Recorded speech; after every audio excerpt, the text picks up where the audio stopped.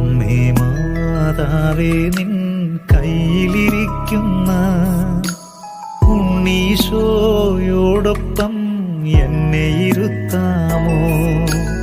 അമ്മേ മാതാവേ നിൻ കയ്യിലിരിക്കുമ്പോൾ ഉണ്ണീശോയോടുള്ള സ്നേഹം നൽകാമോ?